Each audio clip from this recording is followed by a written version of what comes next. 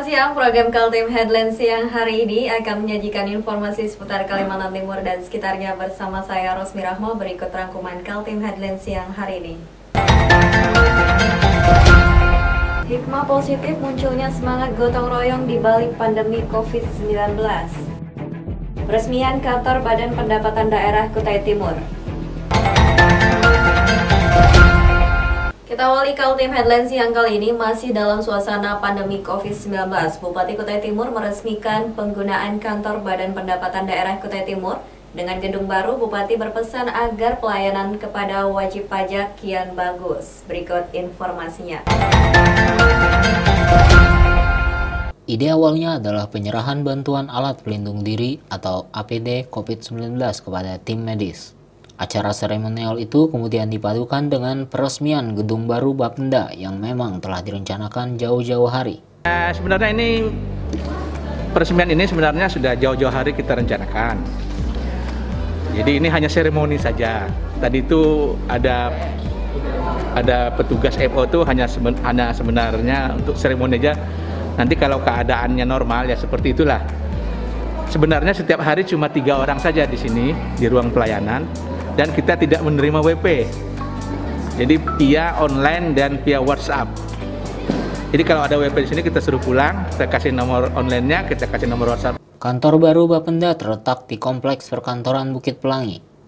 Meski punya kantor baru, tapi langsung digunakan para karyawan karena dalam suasana pembatasan sosial atau physical distancing, di mana para karyawan dianjurkan bekerja dari rumah atau work from home. Bupati Kutai Timur Ismunandar juga mengingatkan, selama masa pandemi Corona, Bapenda mengoptimalkan pelayanan melalui sistem online. Dengan suasana kesederhanaan, suasana keprihatinan adanya COVID ini, kita launching Badan Layanan Pajak Pemerintah Daerah di bawah Bapenda Kabupaten Kutai Timur dengan mengucapkan Bismillahirrahmanirrahim. Allahumma sholli ala Sayyidina Muhammad.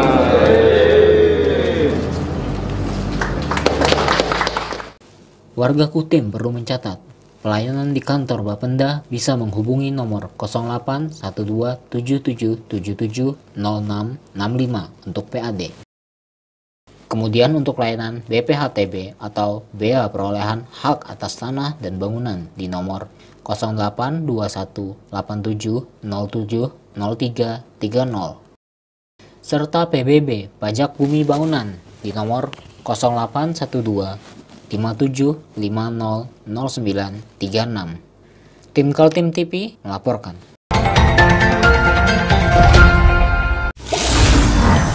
Saya Sutomo Jabir, anggota DPRD Provinsi Kalimantan Timur, fraksi PKB, menghimbau kepada seluruh masyarakat Kaltim, mari sama-sama kita berantas corona dengan cara jaga kebersihan, rajin cuci tangan, hindari berkumpul, tingkatkan imun dengan olahraga. Bersama kita berantas corona dari Kalimantan Timur.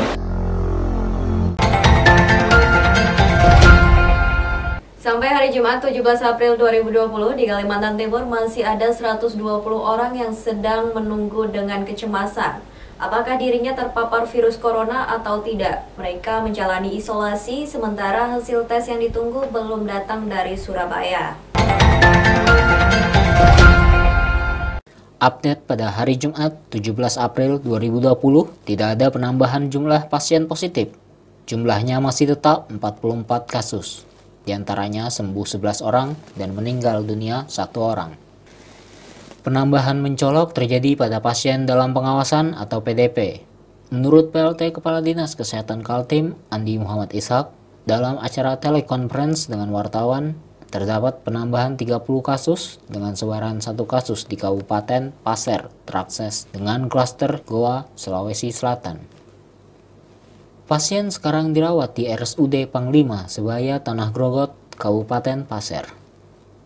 Sebanyak 29 kasus lainnya terjadi di Balikpapan, dengan 15 kasus diantaranya terkait erat dengan pasien positif yang diberi inisial BPN 17. Kemudian 12 orang lainnya ada yang pasangan suami istri dan warga yang melakukan perjalanan keluar kota. Kota Balikpapan ada 29 kasus Di 15 kasus ya, merupakan kontak erat dari BPN 17 dan masing-masing melakukan isolasi mandiri. Kemudian satu kasus laki-laki 27 tahun yang merupakan PDP yang ditetapkan oleh tim medis di Rumah Sakit Pertamina. Kemudian satu kasus wanita 19 tahun pelaku perjalanan dari Jakarta dengan gambaran kronologis dirawat di Rumah Sakit Umum Beriman Balikpapan. Satu kasus wanita 50 tahun merupakan pelaku perjalanan dari Surabaya dengan gambaran bronchopneumonia dan dirawat di Rumah Sakit Tentara Harjanto Balikpapan. Dan satu kasus wanita 25 tahun merupakan PDP yang dilaporkan dan dirawat oleh tim medis Rumah Sakit Tentara Harjanto Balikpapan. Satu kasus lagi laki-laki 35 tahun PDP yang dilaporkan dan dirawat oleh Rumah Sakit Umum Kandoso Jatibowo dengan gambaran pneumonia. Dan dua kasus yaitu laki-laki 55 tahun dan wanita 51 tahun merupakan suami istri yang kontak erat dengan dari Balikpapan 15 dengan gambaran pneumonia berat dengan hasil rapid test reaktif yang istri. Kedua kasus dirawat di Rumah Sakit Umum Kandoso Balikpapan.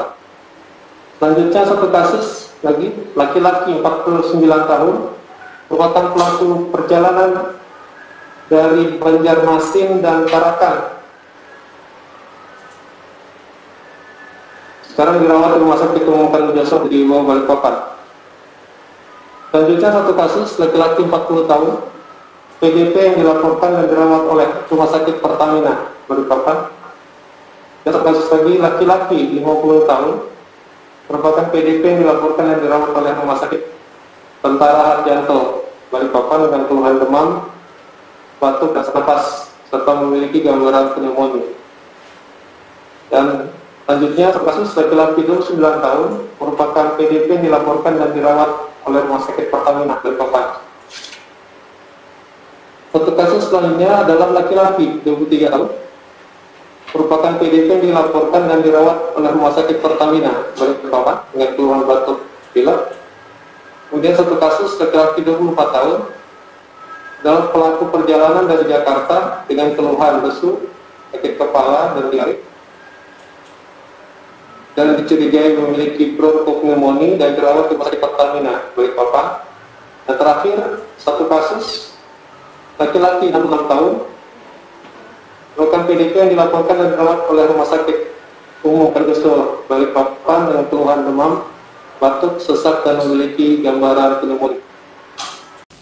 Dengan masih terus bertambahnya jumlah yang kemungkinan sudah terpapar virus corona, Pemprov Kaltim sedang berusaha memfungsikan PCR atau Visual Conversion Reaction, yaitu sebuah alat tes yang ada di RSUD AW Syahrani, Samarinda. Alat medis tersebut sebenarnya untuk tes virus AIDS, namun bisa dimanfaatkan juga untuk mendeteksi virus corona. Menurut Andi Muhammad Ishak, alat itu masih perlu perbaikan. Saat ini, cara yang ditempuh Kaltim untuk mendapatkan hasil swab dengan PCR laboratorium dengan mengirimkannya ke Surabaya. Dengan pertambahan 30 kasus PDP, maka di Kaltim total kasus PDP ada 329 orang. Pasien yang dinyatakan negatif 164 orang dan masih menunggu hasil laboratorium di Surabaya sebanyak 120 orang. Tim Kaltim TV melaporkan.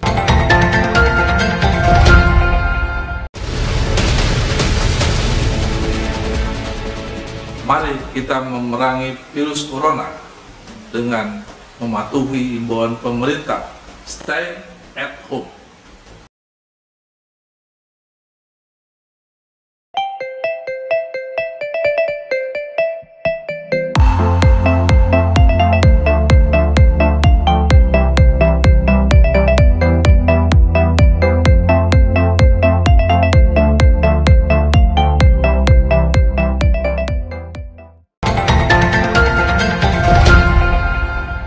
Di balik pandemi COVID-19 yang menimbulkan rasa cemas dan ketakutan masyarakat, ada hikmah positif munculnya kembali semangat gotong royong yang menjadi ciri khas masyarakat Indonesia. Di Samarinda, Reklamindo Advertising bergerak membagikan masker bagi pengendara. Begitu juga yang dilakukan anggota Pemuda Pancasila di Kabupaten Berau. Berikut informasinya. Pengumuman masa physical distancing atau menjaga jarak agar tidak tertular virus corona masih belum dihentikan pemerintah. Warga semestinya masih berada di rumah atau stay at home, tapi yang terjadi tidak demikian mulus kenyataannya. Warga masih lalu lalang mengendarai motor maupun mobil, juga yang berjalan kaki tanpa menggunakan masker. Tergerak dengan situasi itu, di Samarinda sebuah organisasi Reklamindo membagi masker kepada para pengendara yang tidak mengenakan masker.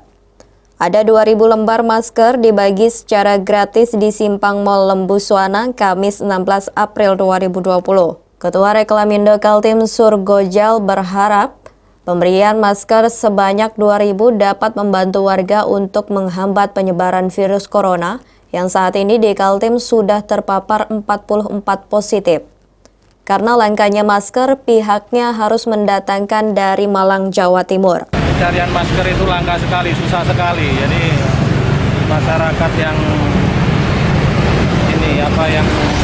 butuhkan susah banget, susah betul nyari. Karena mungkin ada penimbunan atau mungkin ada yang memanfaatkan, ya kan? Situasi seperti ini ada yang memanfaatkan untuk dijual lagi yang lebih mahal itu. Makanya dari tim Reklamindo inisiatif untuk membagi-bagikan masker supaya penimbun-penimbun ini sadar gitu nah. Tidak memanfaatkan situasi yang sangat sulit ini. Ini kan situasi yang sangat sulit sekali. Tapi masih ada aja yang tega untuk menimbun masker dengan mengambil keuntungan yang lebih banyak. Di Tanjung Redap, Kabupaten Berau, organisasi Masa Pemuda Pancasila juga bergerak bergotong royong membantu pemerintah memerangi virus corona. Selain membagikan masker, mereka juga membagikan nasi kotak kepada warga yang paling terdampak secara ekonomi. Akibat adanya pembatasan sosial untuk memutus mata rantai penyebaran virus, banyak warga tidak bekerja dan akhirnya tak punya pendapatan untuk keluarga. Aksi sosial Pemuda Pancasila juga dilakukan di Kutai Barat, Penajam Pasir Utara, dan Samarinda. Tim Kaltim TV Hardin melaporkan.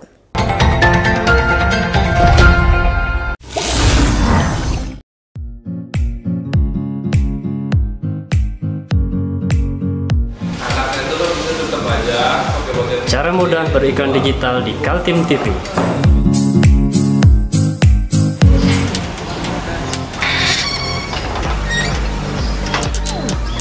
Yang pertama, jadilah sahabat Kaltim TV.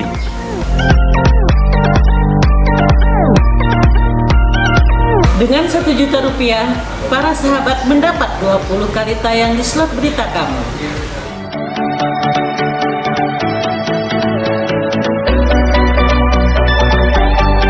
Dengan 20 detik, dapat menjangkau 20.000 penonton. Anda beruntung karena mendapat kesempatan perdana dari kami. Ayo jadilah sahabat Kaltim TV.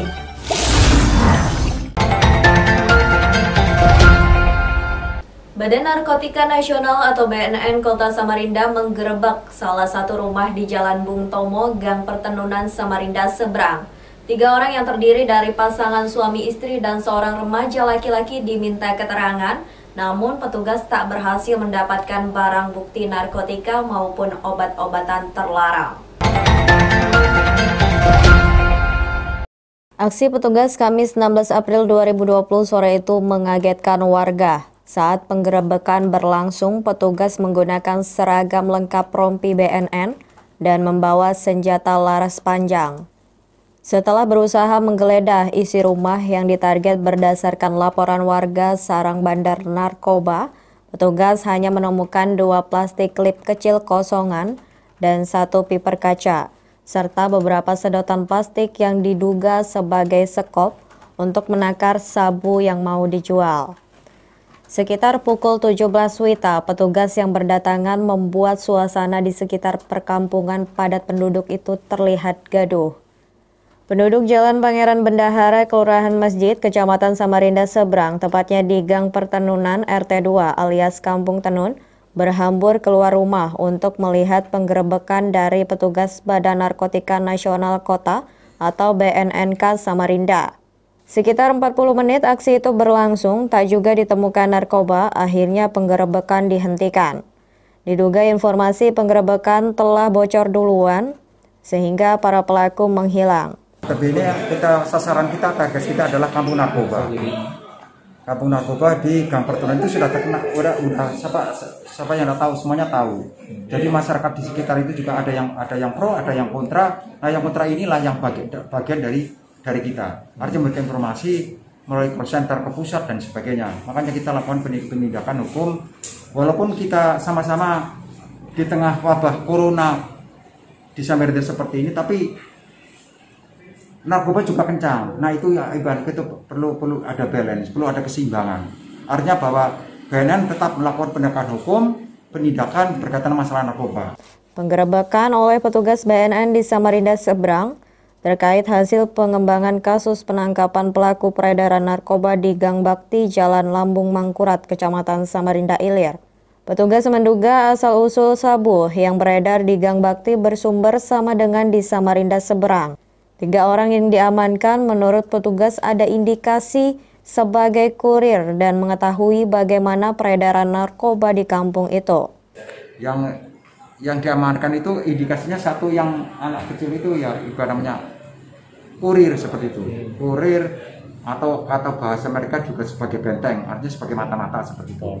Nah, kemudian juga yang bapak ini tadi ada indikasi bahwa rumahnya itu bagian dari tempat untuk pemukatan itulah seperti itu. Karena tempatnya yang bapak tinggal ini kurang lebih 1 bulan. Tahun di 2017 kemarin saya juga menangkap namanya Andi Herman dengan jumlah barang di rumah itu juga seperti itu. Tentang adanya dugaan operasi penggerebekan, petugas BNN Kota Samarinda bocor duluan.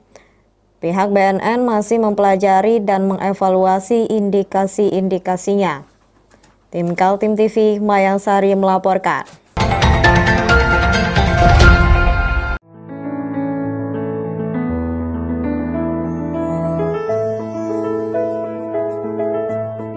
Di sini kami akan mempraktekkan cara pembuatan hand sanitizer alami dengan bahan baku daun sirih. Daun sirih sebanyak 100 gram kita potong kecil, lalu kita masukkan ke dalam air mendidih dengan air sebanyak 400 ml. Lalu kita tim sampai suhu 90 derajat Celcius atau kurang lebih 30 menit dengan api kecil. Setelah 30 menit kita angkat dan kita diamkan lagi selama 30 menit. Setelah didiamkan selama 30 menit, air rebusan daun sirih ini kita saring. Lalu kita campur dengan air perasan jeruk nipis sebanyak 16 ml. Lalu kita aduk hingga rata dan ditambahkan dengan air lagi sampai 400 ml. Lalu kita tuang ke dalam botol spray yang kosong. Berdasarkan hasil penelitian, 15% air daun sirih ini mengandung 70% etanol yang mampu berfungsi sebagai antiseptik yang membunuh bakteri, virus, dan mikroba.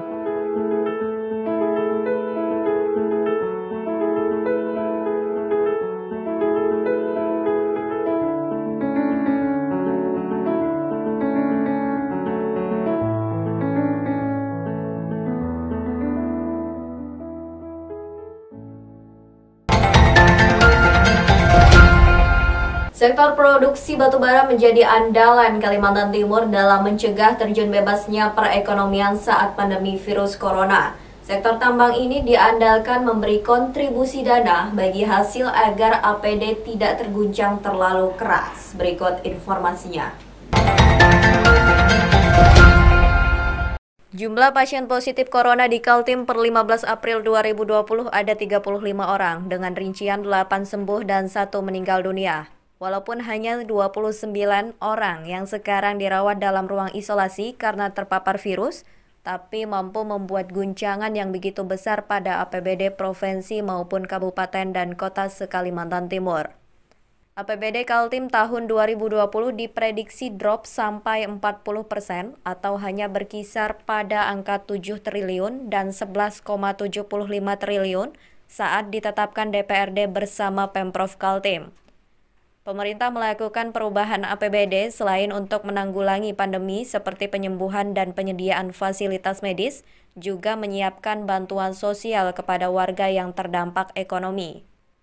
Selama 1 bulan terakhir, warga di Kaltim melakukan social distancing dengan membatasi keluar rumah yang berakibat lumpuhnya kegiatan ekonomi. Diperkirakan menurut pemerintah bahwa kita nanti akan mengalami penurunan pendapatan, itu sekitar 3 triliun begitu. Kalau ditambah dengan penanganan COVID ya sekitar 3,4 atau sampai 3,5 triliun begitu. Nah, berkurangnya penerimaan sudah pasti. Kini Pemprov Kaltim berupaya agar pendapatan pada APBD tidak terjun bebas. Sektor penyumbang pendapatan seperti batubara masih punya harapan karena permintaan pasar masih ada.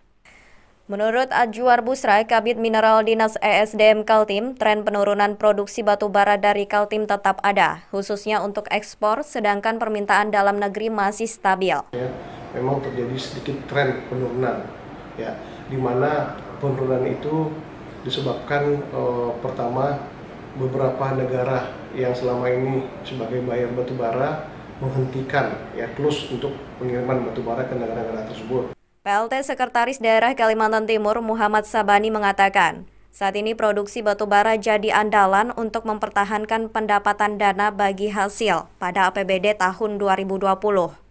Pemerintah Provinsi Kaltim terus berusaha dengan berbagai inovasi agar sektor-sektor yang menjadi lumbung pendapatan tetap bergerak.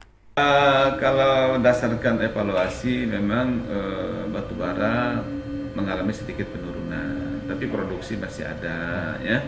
Kita lihat aja di Mahakam masih ada lewat ya, tapi kita tidak bisa juga menghindari kemungkinan akan ada penurunan itu karena beberapa negara yang terkena COVID juga otomatis kan agak membatasi untuk mengimpor batubara dari kita ya. Tapi mungkin kontrak-kontrak yang sudah ada tetap akan berjalan ya. Tentu saja batubara merupakan salah satu tulang punggung membackup perekonomian kita dan juga membackup salah satu sumber pendapatan daerah melalui bagi hasil yang diberikan pusat kepada kita ya. Kita berharap masih bisa berjalan dengan baik lah untuk mengimbangi merosotnya perekonomian kita secara nasional dan tentu juga akan berdampak kepada daerah. Tim Kaltim TV Hardin melaporkan.